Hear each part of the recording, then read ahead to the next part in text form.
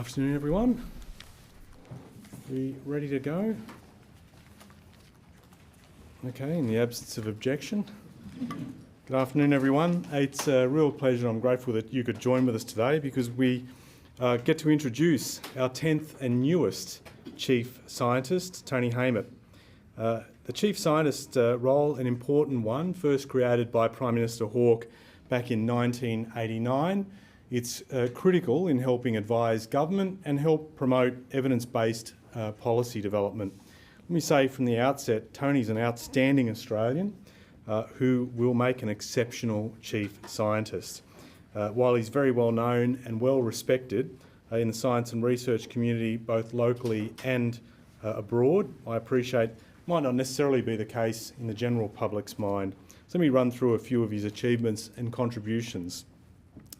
Tony's research experience, incredibly broad in oceanography, climate science, robotics and engineering. He's also got commercial runs on the board, successfully spun off his robotics inventions into the manufacture of marine robotics to monitor the health of the world's oceans. And from our point of view, crucial experience given our Future Made in Australia agenda and our determination to turn great Australian ideas into secure, well-paid manufacturing jobs. Tony's also an experienced leader and advocate here and around the world. He was Chief of CSIRO's Marine and Atmospheric Research Division, as it was then known, Director and Vice-Chancellor of the Scripps Institution of Oceanography and University of California, San Diego, and Chair of the Antarctic Science Foundation and the Australian Academy of Technological Science and Engineering Climate Change Working Group. Putting all that together, a stellar scientific career, deep commercial experience, leadership and advocacy. This is why I say I'm confident about his performance in the role as Chief Scientist, and I'm also confident he'll hit the ground running and do a terrific job championing science and research, scientists and researchers in this nation, and championing their work not just here but overseas, finding ways to commercialise know-how, being an independent voice to government as we work on the big issues facing our nation and, quite frankly, globally. And a big part of his job will be advising the National Science and Technology Council, which is chaired by the Prime Minister. So there's a lot to get on with, and I look forward to the energy and passion that Tony will bringing over his expertise from past roles and shaping the Chief Scientist role to reflect those talents and skills. And before we take questions, I thought it'd be great to have Tony speak up and reflect on his experience, and obviously we'll want to say a few words in the new role, and congratulations again. Thank you, Minister. It's a great honour and privilege to accept this role. It's the job of a lifetime, and I hope that I can really contribute to Australia and the well-being of Australians. I do want to thank Cathy Foley, my predecessor, who's done 4 years great service in the role. She's left things in very good condition. She was a great scientist at CSIRO when I was there, and she's gone on to even better things. The 17th of October last year was an important day in my life. I was in Melbourne listening to the new fellows' speeches from the AUSParliamentLive Academy, the Academy of Technological Sciences and Engineering, and the Minister was there for some of the time, and I heard 3 of the best talks I've ever heard, and over the coming months we'll talk about those 3 talks. But the best one was about fairy circles out in the Pilbara, and where Indigenous knowledge and Western science had come together to explain why are there these perfect circles in bare dirt in the middle of the desert. They also happen in Africa. So if you're curious about fairy circles, there's a nice web page on the ATSI website about them. The other 2 talks you'll have to ask me about. What's on the agenda for the Chief Scientist? Well, AI is a huge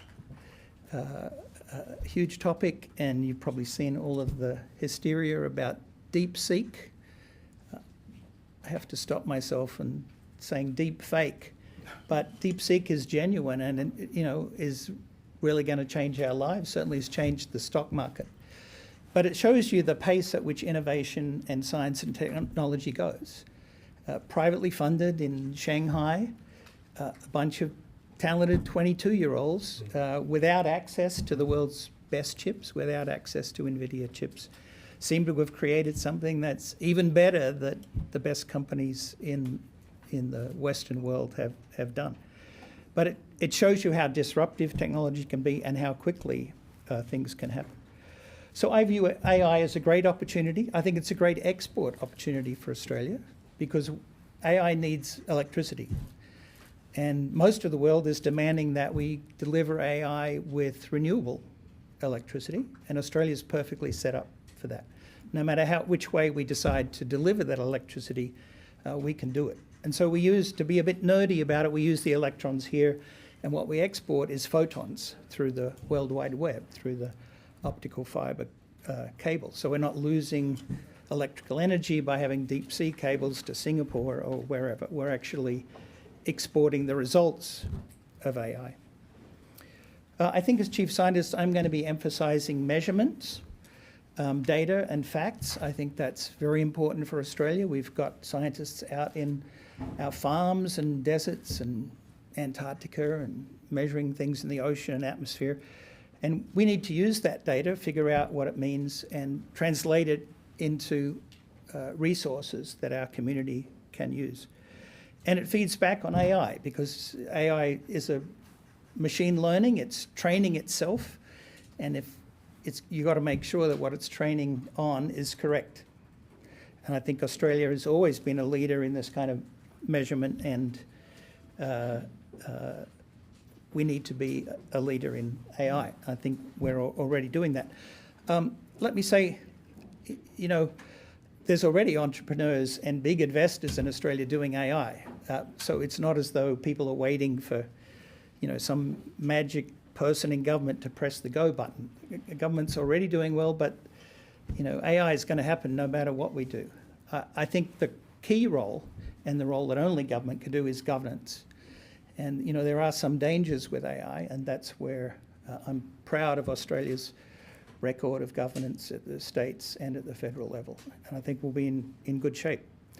So there's more to say about resilience and climate change, but I think I'll leave it there, Minister, and be happy to take questions with you. Terrific, thank you. Now, before we start, I know that I would love to think that all the questions we'll be talking about today will just be on the Chief Scientist and science more broadly, which I would love, but I'm also a pragmatist. So what we might do is we'll deal with the science-related Chief Scientist role first, and then we'll move on to news of the day, if that's okay.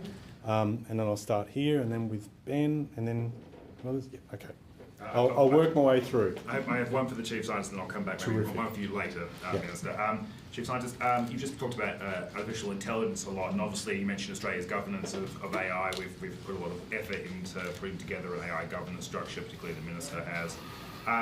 But what we're seeing in the US or out of China with DeepSeek shows just how rapidly AI is moving, and how, sort of, given it didn't use the chips that the Biden administration has been working so hard to keep away from them, at least apparently, it just shows that there is a bit of a wild west when it comes to the AI development. Is Australia risking being left behind by trying to govern too closely AI development?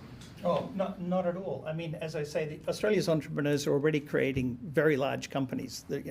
I'm only aware of a fraction of them, but they're already in existence. They're hiring people in Sao Paulo to, you know, work for Australian companies. There's big investment, you know, from big banks in Australia. So we're already up and running. I think we have to find a niche. Obviously, you know, there's going to be huge investment from the EU and from the United States and from China. But I don't think we should be afraid. I think we're already doing great stuff. You know, from my travels around the world and working overseas, I think we have a terrific governance regime. I think we're going to be able to keep our communities safer from the potential perils of AI than many other nations. So I don't have a concern that we're going to be over-regulated. I think we're going to get it right. Amanda, Ben and James. Yeah, just one for the Chief Scientist. So we've seen Donald Trump say that the US is going to go to Mars. Do you think that that is a worthwhile endeavour, and do you think that it's even possible? Well, I always answer this question by analogy with the deep sea. Almost all the data we're going to get about the deep sea is from robots. The same is true of Mars, a lifeless, waterless rock out there in the sky. I'm being a bit facetious. But it is true that humans are inspired by these voyages of discovery. So my scientists help support James Cameron go to the bottom of the Mariana Trench again. I think it was in 2012 for the first time since, 1962. And Scripps Institution sent robots down alongside Jim, and we collected a whole lot of data. But really what we did for him was we filmed him being in the bottom of the Mariana Trench, the deepest spot in the world. I think the same is true with Mars. If it were me, I wouldn't be emphasising getting to Mars. I know because of the orbits of the planets, there's only a very short window in Mr. Trump's 4 years where you could, send a piloted spacecraft to Mars, and I think that's in 2026, and I don't think they're going to make it. But they are going to be able to send fantastic robots that tell us absolutely everything about what's on Mars and what's under the Martian surface and what used to be on Mars. And check out ELO2 in Brisbane, their work on the rover that's designed to traverse some of the terrain in Mars. Ben and then James. Minister, just on DeepSeek, are there any concerns that you have that it's China now that seems to have stolen the march and the potential leadership in AI development? And what do you see are the strategic implications of this for Australia and its Western partners? Thank you for that question, because it is very important. Can I just emphasise, if we take anything out of today, it's to shake the misconception that China has not been involved in the development of artificial intelligence until the last minute. The reality is, as you would be well aware, some of their country's goals has been by 2025 that they would be a world leader in artificial intelligence. How do we know it? They said it in the middle of the last decade. They set those targets. Way back then, I was talking about our need to be able to lean into the development of ethical frameworks around this, in particular because of some of the challenges posed by the way in which AI might be used. The two biggest countries in the planet look to seize probably around 70% of the economic gain through the application of AI in their economies. One of them's China and the other's the US, and they've both been working pretty hard in this space. I think we've got an opportunity to work here as well, which is why last year, just picking up on the comments of the Chief Scientist about the entrepreneurialism that exists here, we've got about 650 firms that are engaged. We can do more, and that's why we announced in December last year we'd develop an AI capability plan to ramp up Australia's work in this space and leverage things like the $1 billion in critical tech funding that exists in the NRF, because we do need to get it right. Because the other element of your question on the strategic side, there are a range of civil, dual use applications of AI that have to be contemplated and that we need to prepare for. In terms of, I know there's been a lot of attention that's been generated by DeepSeek today. The Chinese develop products in their ecosystem that work well on the understanding that there'll be an appreciation by their consumers about approaches, for example, on data and privacy management, for instance. Do they translate in an exportable product that might get embraced elsewhere? I think that's an open question. So you're concerned about the use of DeepSeek for Australian users? I think people will naturally gravitate towards that. I think there'll be parallels to what you've seen with the discussion around TikTok that emerge around DeepSeek as well. I wouldn't be surprised if that emerges. But let's see how that plays out. Obviously, they would have contemplated that in trying to export a product as well, but that'll be on them to give assurances about that approach too. But the reality is there is a race in the development of artificial intelligence. It's been going on since the aftermath of the Second World War. It's been in fits and starts, and we are seeing the latest chapter play out, in this case, on stock markets. but it'll continue, and it won't, as the Chief Scientist said, this will continue. This will be something that we have to get accustomed to. James. Question for the Chief Scientist. Obviously, we've seen a lot in the US in AI, particularly through that Stargate announcement, $500 billion US. I wanted to ask you, I guess, there are billions of dollars of investment in AI data centres here in Australia that are slated. What role does the Chief Scientist's Office play in helping to generate spillovers from those multi-billion-dollar investments? And secondly, if we manufacture electrons and export photons, as you say, data centres obviously can't be powered down. They're huge consumers of electricity. They can't, intermittent power is not an option for them. Would you rule out looking at nuclear as a power source for these energy-hungry data centres? Thanks for the question. It's a great one. I don't rule out any energy source, but we're going to need power for our AI data centres tomorrow, next year, over the next 5 years. So I'm looking at the slate of energies that are going to be available to help us right now. I mean, if we wait until we perfect wave energy or nuclear fusion or some other source of power, we're going to miss the bus.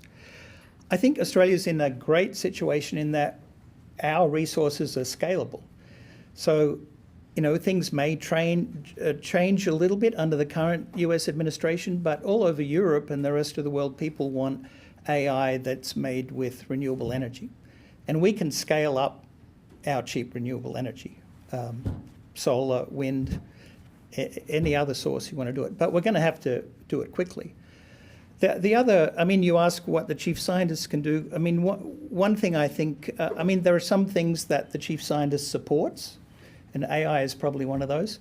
There are other things that the Chief Scientist can aspire to lead, and those are things that the government of the day directs me to do. But I think there's a lot of waste heat from AI servers. So one of the things that I'm a thermodynamicist by training, forgive me for reverting to type. I think Australia's in a position to think of clever ways to use that heat. Whereas in a lot of the rest of the world, it's a nuisance. How do you get rid of the heat from your AI servers? So that's how we'll play it. So hang on a second. I'm just going to move this around a bit if you don't, so everyone gets a go, because I think Josh wanted to ask about waste heat in data centres. Did you, Josh? Or? Could I ask about AI regulation here in Australia? You've been laying out options for a couple of months now about what Australia might do, potentially an AI Act here, whereas in America we've been seeing Trump sort of moving in the other direction, looking to take some of those guardrails away, large amounts of investment into open AI and so forth. How does that, so sort of global trends, how does that bode for, I guess, the government's plans here to put more guardrails on AI companies, and what of your idea for an AI Act? Okay. There'll be governments of different persuasions, different countries, reflecting different realities on the ground in their neck of the woods that will make calls that are best placed for their national interest. We have been saying, and I don't think we're alone, in being able to identify, the concerns that public have about the unfettered application of artificial intelligence. What does that mean? Are there areas where we think there are some risks and we need to be able to identify those and work with those? And then also, I'm a big believer that the application of AI can help in terms of not just economic, but social benefit as well. So if we get that right, it will be a huge benefit to countries. So from our point of view, Josh, to answer your question, we've been going through that consultation process. We've welcomed the input that we've got. We are now in the final stages of developing what the shape of that regulatory response will be. The US is flagging their approach. The EU has theirs. Canada, likewise, will have a different approach. And our regional partners as well are looking at this. And so we will do, as I've often said, we'll harmonise where we can and we'll localise where we have to, and that's the approach that we will take. Tom, sorry, I'm just going to sorry to give everyone a chance, and then I'll come back for second round. Thanks, Minister. Australia obviously has guardrails against Chinese telecommunications technology in our 5G network. Yep. Bit of follow-up to Ben's question. Is something like that conceivable in AI, considering the whole world is going to change because of AI in the coming decades? At this stage, I'd say it's too early to make that call. We'll obviously remain open-minded. We'll clearly be informed by the advice of national intelligence community in relation to threats as they might present at different points in time. How do we respond? How do we shape up that response? We'll take that on board and deal with it then. This one to you, Professor. You talk about emphasising facts and data. To you, where do the facts stand on small modular reactors as technology? Can they play a role in our energy mix and get us to net zero? Well, I was quoted as saying I'd like to go and see one. I mean, the fact that I can't means that they don't exist yet. Look, you know that I used to work for CSIRO, and so you may not be surprised to hear that I think the CSIRO report is a very fine piece of work. I don't know of any mistakes in it, and if you do, please let me know. Having been inside CSIRO, I see the care and the diligence that goes into these reports. You know, when I've worked in universities, you know, as a professor, you write up your paper, you send it in for peer review by other people. In CSIRO, it goes around a complete, rigorous internal review where all your toughest critics are jumping on you. And that's what's happened to that report. And that's why I think it's proved to be so robust. So I think the evidence is not looking positive in the short term.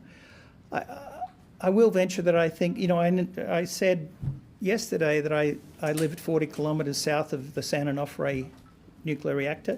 Just to be correct about the data, it was 40 miles. I apologise for the units.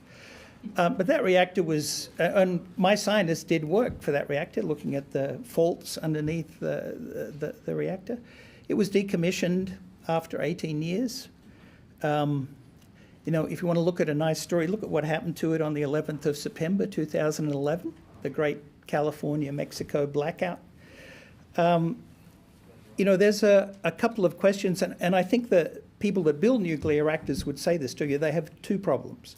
They have to prove that they can build one on budget and on time, and I know they're willing to accept that challenge, but that's an ongoing thing that you've seen all the data in the literature.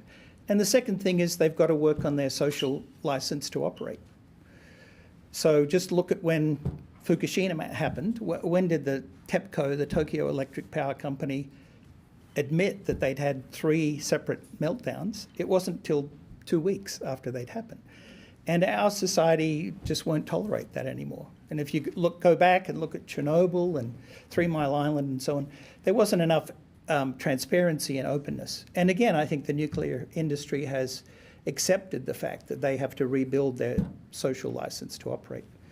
You know, for the next chief scientist in 2030, 2040, I think you can re-ask your question. We'll give you some time as well. Thanks. So here, and then Olivia, and then I think Amanda wanted another question, and Josh. Got one for each of you, Chief Scientist.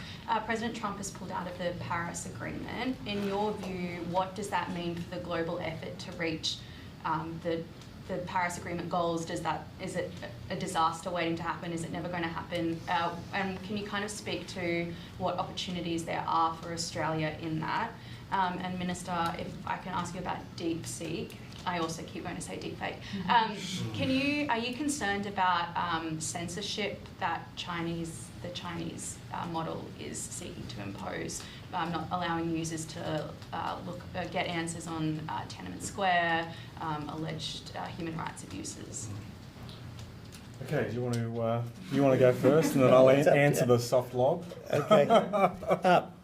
Look, last year, in the Northern Hemisphere, the concentration of CO2 increased more than it ever has.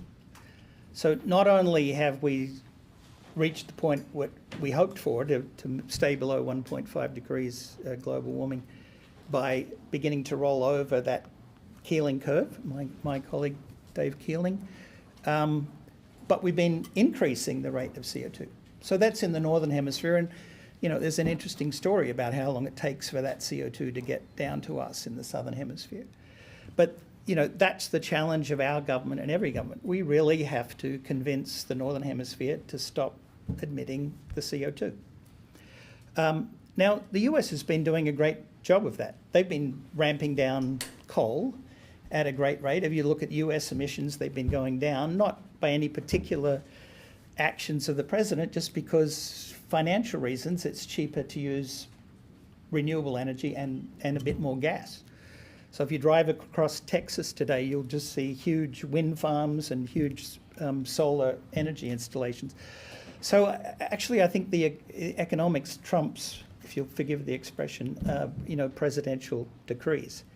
And really, coming from an institution that's been measuring CO2 since 1958, 4 years doesn't seem that long. I think you ask about opportunities for Australia.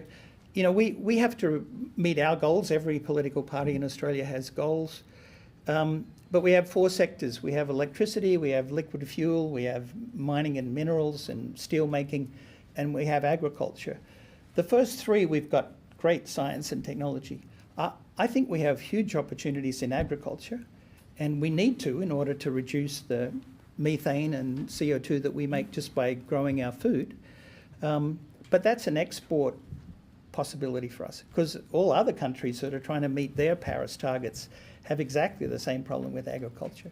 So we have a great track record of innovation in agriculture, and I think you'll see that we do the same in reducing greenhouse emissions.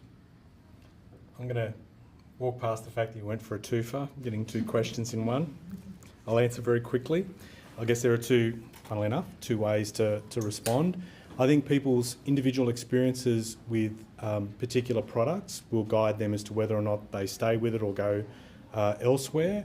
I think with a lot of generative AI and the products that we've seen, I think, to be completely frank, even ChatGPT and its early generations of its product would acknowledge that quality wasn't always meeting customer expectation as well, and they keep refining. I don't think that is a static thing that cannot be resolved. They're always looking to improve the way technology works, and I suspect that might be the case with anything else that follows afterwards. So there will be an element of it from a consumer's point of view about what they trust. But we've also seen people take up, even though there's been a discussion that we've all had about some of the challenges posed by generative AI, people have still gone and used it. So consumers will vote with their feet, as it will.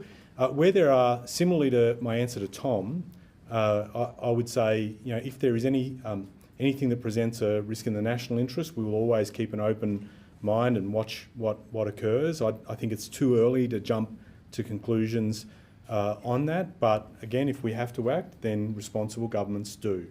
Olivia, yes, and then Amanda, sorry. Thank you. In the past couple of days, we've heard US President Donald Trump suggest that 1.5 million Palestinians be cleaned out of Gaza and taken in by neighbouring countries such as Jordan and Egypt. What did you make of those remarks, and were you concerned at all with his language?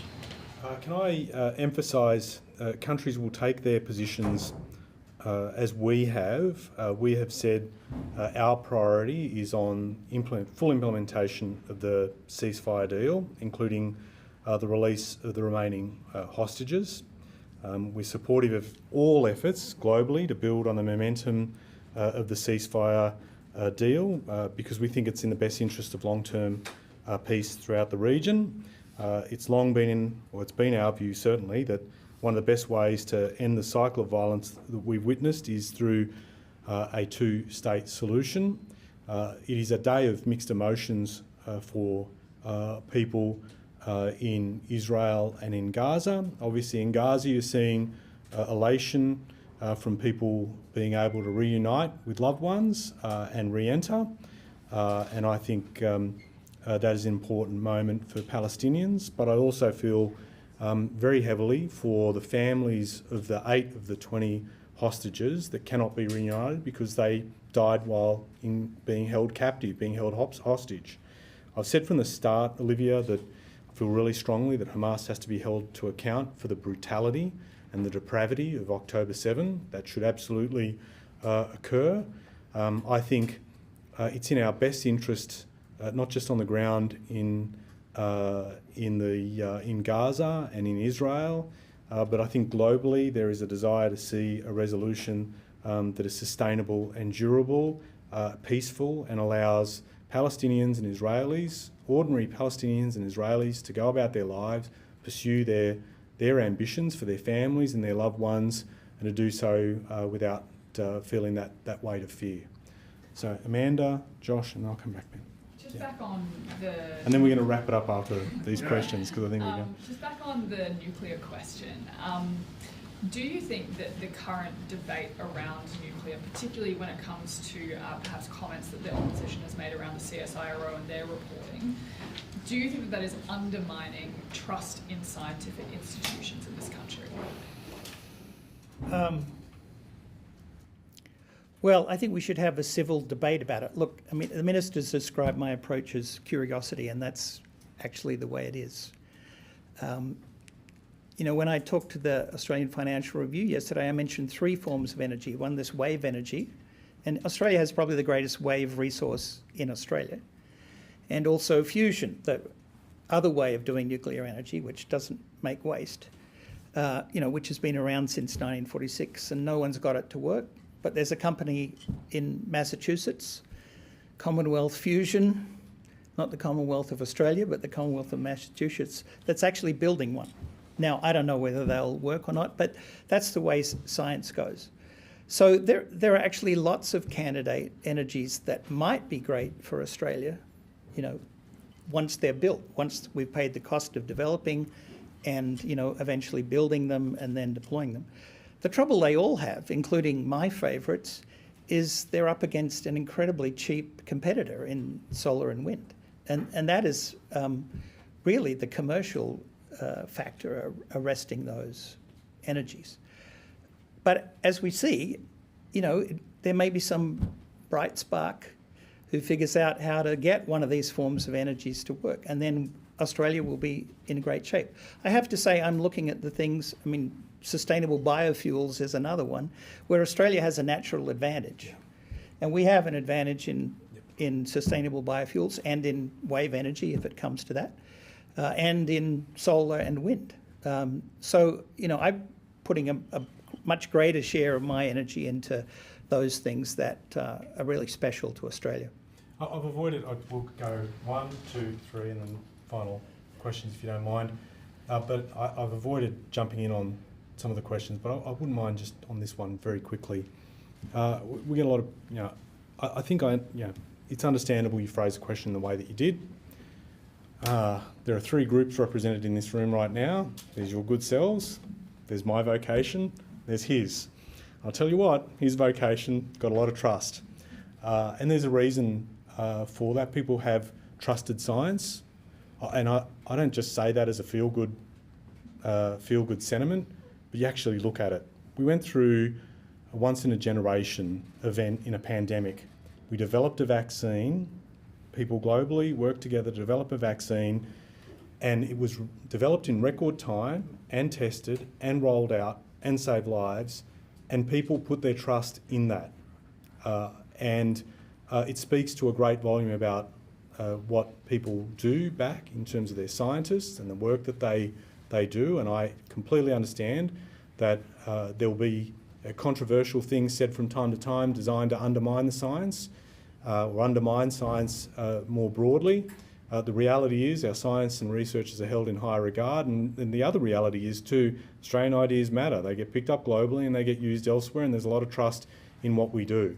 And so I would celebrate the fact that there is a lot of trust in science. We certainly have wanted to demonstrate that by creating a dedicated portfolio in government on it, and to be able to see where we go next, and hence the R&D review as well, which will provide a longer term pathway about what we do there. But I think in the minds of average Australians, they trust and respect Australian scientists and scientists more broadly, and I think that's something that's definitely worth celebrating. Just a follow-up to my earlier question about AI regulation. Yes. Granted your point about every country doing its own thing, but does it make it harder when momentum might be swinging back the other way in terms of like a freer, less regulated sort of sector in the US, especially where it is the world's largest economy, where a lot of these tech companies are based, where the president is cultivating quite close relationships with some of the CEOs of these companies? Does it make it harder for Australia to kind of maybe go in the opposite direction? And if not, I mean, what future of this AI Act that you raised, I think in about September last year? Yeah, So to be completely direct with you, obviously with a country the size of the US, they have influence, they have some pull. So, it'd be ridiculous of me to suggest otherwise in response to your answer. But the other reality is, as I indicated in my response to your earlier question, we've got a job to do for the Australian people. People have spoken up and, people can choose what they like in terms of opinion polling and testing and gauging of Australian opinion, but I am mindful of a Uni of Queensland a bunch of polling that was done where people were asked, all the benefits the AI can bring and the risks, do you think the benefits outweigh? And only 40% said that the benefits outweighed the risks of AI and that they wanted to see some sort of response to deal with it. I don't think that's a random, sporadic example of statistical deviation. I think there's an element of people wanting governments to get it right. I think it's actually in the interest of developers and designers of the models that people have confidence in the product as well, because the more that we use it, the better it is for us. And I can rattle off a range of economic stats that will bore you endless. But the reality is, the indication is that it'll play a big part in productivity and economic growth if we get it right. The big thing is to release the handbrake, and that handbrake is constituted by a lack of confidence and trust in technology, and I think we've got to work on that. Second last question. Hours ago, President Trump said that he would be placing a range of sanctions on things imminently, he said, including aluminium and copper, both of which are very big exports for Australia, particularly aluminium. How confident are you that Australia can avoid those sanctions? How confident are you and the government that Australia can avoid those sanctions? I have a degree of confidence based on the long-running relationship we've had with the US, the nature of the trade relationship, the fact that we've done a lot of work, obviously, engaging with the new Trump administration. We've had our foreign minister present for the inauguration. I think there's an understanding that countries like ours need to work together to build up, in particular, supply chains, and where especially we reduce dependencies on concentrated ones. So my confidence in answering your question takes into account all those factors. And I think any issues that do or may arise, again, they're hypotheticals, we'll sort them through, but I think more likely the strength of our relationship will prevail. Last question. Thank you, Minister. Just back to the strategic My great pleasure. implications. If I remember rightly, AI is an AUKUS Pillar 2 Correct. priority. Yep. So back to the strategic question, how important is it that the US regains its superiority in the AI race, and should we help them do that through funding potentially the Trump AI mission? Fortunately, we're talking here and no one outside is going to hear what you just said, because I don't think the US has given up its leadership in this role, right? Should we help bolster This is it? gentle chiding on my part. Yep. But I have to, sometimes I pull them out. Just have to get used to my press conferences. I would say the US has had a big leadership role in AI development historically. I mean, if you look at the breadth of their engagement, that they've really, I would say, led the way.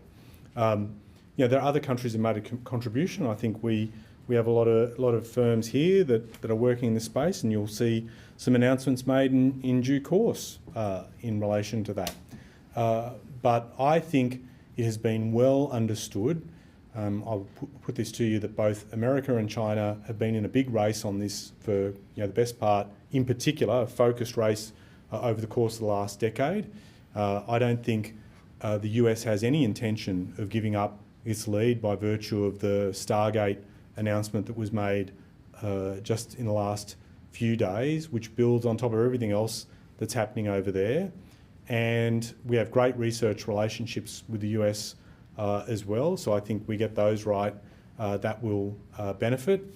The point you've made about AUKUS Pillar 2 is a highly relevant one in the sense that it demonstrates yet again that Australia can bring a contribution to the table, and to do that we do need to invest in these technologies. And as much as it doesn't get attention except from time to time, I mean, we've had what we've got in the last 24 hours, and there's been some general interest over some time about the amount of money that's been put through the private private investment market into AI, but the reality is if we get this right, and why we want to develop an AI capability plan, is because it will yield a lot of benefit to the country. I've mentioned the economic, but also the social. Us being able to develop, for example, medicines way quicker, or come through breakthroughs, develop breakthroughs in diseases that have confounded us for years, being able to use AI to plough through data quicker, more efficiently than the years it would take, decades dare say, of human researchers to do that work, and then apply it in other ways. This is massive. So we've got to be able to scale this up, I think, longer term. And there's also obviously a part to play in the AUKUS arrangements. Friends, you've asked a bulk of science questions. You'll all be getting a gold star as a result. I'm sure that's what you live for. But we might end it up, and I thank you very much for your interest, and congratulations again to Tony. Thank you. Thank you, Miss. Thank you. Thanks, everybody.